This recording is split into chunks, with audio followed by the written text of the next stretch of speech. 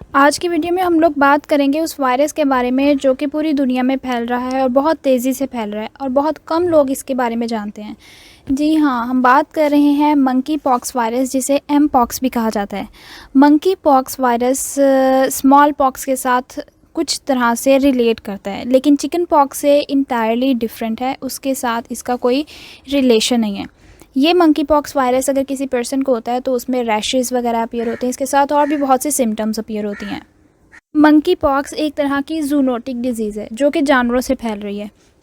सबसे पहले ये जानवरों में हुई, उसके बाद ये वहाँ से ट्रांसमिट हुई दूसरे जानवरों में, और इसी तरह जानवरों से इंसानों की तरफ ट्रांसमिट हुई। और अब वही इन जो अफेक्टेड हैं लोग, उनसे दूसरे जो जो कि हेल्दी वन हैं उनकी तरफ ट्रांसमिट हो रही है। तो बेसिकली इसका सोर्स यही माना गया था कि मंकीज़ या रॉडेंट्स जो हैं, स्पेशली अफ्रीकन रॉडेंट्स, वो इसका मेजर सोर्स हैं। तो हम बात करेंगे इसकी थोड़ी सी हिस्ट्री के बारे में कि कैसे फैली, क्या इसकी मेन वजह थी, किस तरह का वायरस है, क्या इसका ट्रीटमेंट अवेलेबल है या नहीं, या क्या अगर किसी पर्सन को एम पॉक्स डिज़ीज़ होती है तो क्या उसकी डेथ हो जाती है या फिर वो रिकवर कर सकता है। तो ये सब कुछ जानते हैं हम अपनी आज की वीडियो में।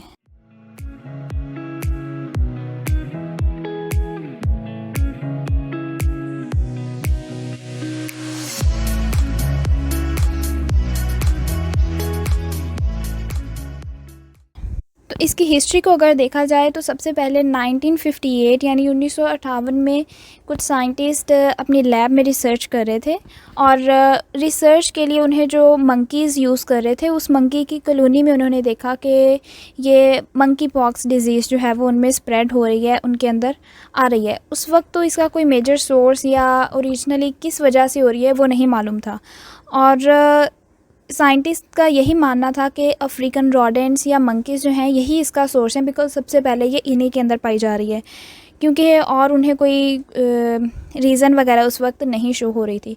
तो 1958 से 1969 तक ये डिज़ीज़ जानवरों से दूसरे जानवरों की तरफ ही जा रही थी या उस पर स्टडी की जा रही थी।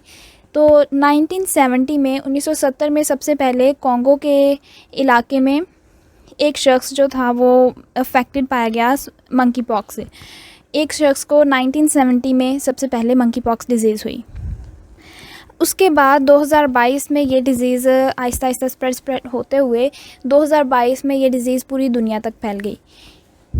2022 से पहले ये सिर्फ उन जगहों की तरफ जा रही थी जहाँ पे या तो अफेक्टेड लोग जो थे वो ट्रैवल करके जा रहे थे, या फिर एनिमल्स की शिफ्टिंग हो रही थी। एनिमल्स ट्रैवलिंग के लिए थे, ऐसे जानवर जिन्हें कोई मसला था वो ट्रैवलिंग करते थे, तो उनकी वजह से उन शहरों की तरफ फैल रही थी।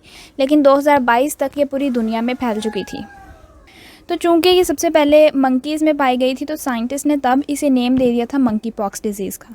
लेकिन 2022 में वर्ल्ड हेल्थ ऑर्गेनाइजेशन ने इसके बारे में थोड़ा सा ध्यान दिया कि इसकी वजह से अफेक्ट आ रहा है उनके कल्चरल, नेशनल या सोशल या रीजनल ग्रुप्स की तरफ। तो उन्होंने इसका नेम चेंज करने की जो है वो उस वक्त पॉलिसी की कि इसका अब नेम मंकी पॉक्स से हम चेंज कर देंगे, ताकि इसका इफ़ेक्ट ट्रैवलिंग पे या टूरिज़म पे ना आए, स्पेशली एनिमल वेलफेयर पे ना आए। क्योंकि उस वक्त अगर माना जा रहा था कि मंकी ही इसका मेजर सोर्स है, तो तब लोग क्या कर सकते थे, वो पूरे मंकीज़ को ख़त्म कर सकते थे ताकि ये डिज़ीज़ नेक्स्ट ना मूव करे।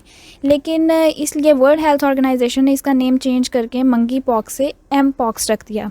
तो बहुत से लोग इसे एम पॉक्स के नाम से भी जानते होंगे और बहुत से मंकी पॉक्स के नाम से भी जानते होंगे। तो अब अगर हम बात करें इसके वायरस के बारे में, तो किस वायरस से हो रही है। मंकी पॉक्स वायरस होता है जो कि दो तरह का होता है। एक होता है क्लेड 1 का नाम दिया और दूसरे को क्लेड 2 का नाम दिया। जो क्लेड 1 वायरस अगर किसी पर्सन में पाया जाए, तो क्लेड 1 वायरस अगर किसी में पाया जाए तो ये सीवियर इलनेस कॉज करता है। ज़्यादातर अगर ये हो तो ये डेथ की तरफ ले जाता है, ठीक है। इसकी वजह से मौत भी हो जाती है। तो इसका आउटब्रेक हुआ था तो इसकी वजह से ऑलमोस्ट 10% लोगों की जो है वो डेथ भी हो गई थी। तो ये ज़्यादातर सेंट्रल अफ्रीका में क्लेड 1 वायरस था। जो क्लेड 2 वायरस है वो इतना सीवियर नहीं है। अगर किसी पर्सन में क्लेड 2 वायरस पाया गया है इसका मंकी पॉक्स का, तो वो ज़्यादा सीवियरिटी की तरफ नहीं लेके जाता, उसकी वजह से डेथ नहीं होती। 99.9% लोग जो हैं वो इसे रिकवर हो जाते हैं। और मंकी पॉक्स डिज़ीज़ भी एक ऐसी है कि इससे आप मोस्टली लोग जो हैं वो रिकवर हो जाते हैं ऑलमोस्ट 4 हफ्तों के अंदर अंदर जो है वो आप नॉर्मल पर्सन जो है वो दोबारा से आप हेल्दी हो सकते हैं, अगर आप इसकी जो प्रिकॉशंस हैं, इसके प्रिवेंटिव मेजर्स हैं, उन्हें अगर आप फॉलो करते रहें। इसका अगर हम स्प्रेड देखें तो डायरेक्टली अगर तो आप इन कांटेक्ट जा रहे हैं उन एनिमल्स के साथ जिनको पहले से ही ये डिज़ीज़ है, पहले से वो अफेक्टेड हैं इस डिज़ीज़ से, अगर आप उनके साथ मिल रहे हैं, उनको आप टच वगैरह कर रहे हैं, इन कांटेक्ट हैं उनके साथ, तो वो आपको स्प्रेड हो सकती है उनसे। सेकेंडली, अगर आप किसी ऐसे पर्सन से मिल रहे हैं जिससे मंकी पॉक्स डिजीज़ है तो वहाँ से आपको स्प्रेड हो सकती है। थर्डली, अगर आप किसी ऐसी जगह को, ऐसी सरफेस को टच करें जिसे अफेक्टेड पर्सन ने टच किया था, तो भी ये आपको डिजीज़ हो सकती है। लाइक आपने डायरेक्ट कांटेक्ट या इनडायरेक्ट कांटेक्ट को अवॉइड करना है उस पर्सन से जिससे ये डिज़ीज़ थी। Same is the case with animal, उस एनिमल से अवॉइड करना है जिससे ये डिज़ीज़ थी। ऑल्दो ये डिज़ीज़ इतनी सिवियर नहीं है, बहुत से लोग इससे रिकवर हो जाते हैं। आप प्रिवेंटिव मेजर्स लें, आप गाइडेंस लें, अपनी हेल्थ को मेंटेन करें तो सही हो जाता है। लेकिन कौन से लोग हैं जिनके तरफ आता है कि रिस्क फैक्टर उनके लिए थोड़ा टफ़ हो जाएगा इससे रिकवर होना, तो उसमें ऐसे लोग आते हैं सबसे पहले कि जिनका इम्यून सिस्टम बहुत वीक है, जिनमें इम्यूनिटी नहीं है।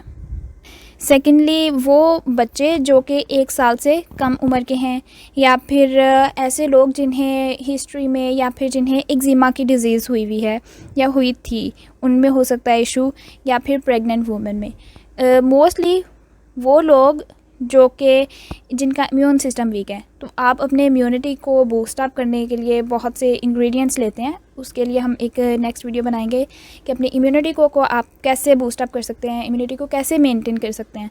तो बेसिकली अगर आपकी इम्यूनिटी स्ट्रांग है, आप बहुत से डिज़ीज़ से अपनी बॉडी को, अपने आप को बचा सकते हैं। तो अभी कुछ आपको प्रिवेंटिव मेजर्स बता रही हूँ कि जिससे आप इस डिज़ीज़ से बच सकते हैं। नंबर 1, तो आपने उस पर्सन से कांटेक्ट नहीं करना, यानी उससे डायरेक्ट कांटेक्ट नहीं करना या स्किन टू स्किन कांटेक्ट नहीं करना जिससे पहले से मंकी पॉक्स डिज़ीज़ थी, या फिर उनकी स्किन पे रैशेज़ अपीयर हो रहे थे, या फिर ऐसे रैशेज़ अपीयर हो रहे थे जो कि एम पॉक्स की तरह के थे। Same is the case with animal, अगर किसी एनिमल के साथ ये डिज़ीज़ थी तो आपने उससे भी कांटेक्ट नहीं करना। सेकेंडली, इसकी वैक्सीन्स अवेलेबल हैं, आप वैक्सीन लगवा सकते हैं।